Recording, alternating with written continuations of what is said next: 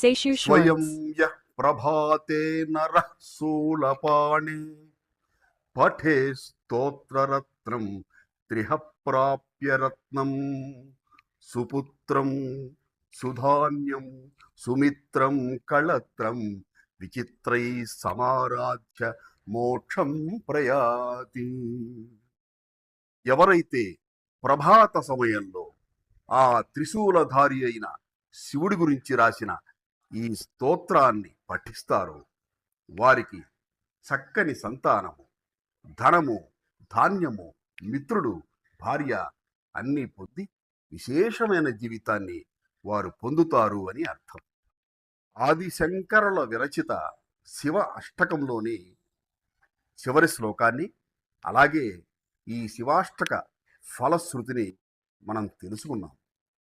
ఇక ఈ పవిత్ర కార్తీక మాసంలో మరుసటి రోజు నుంచి లింగాష్టకము, వాటి శ్లోకాలు, అర్థాలు మనం తెలుసుకునే ప్రయత్నం చేద్దాం.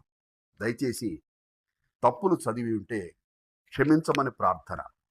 హర హర మహాదేవ శంభో శంకర. ఓం శివా.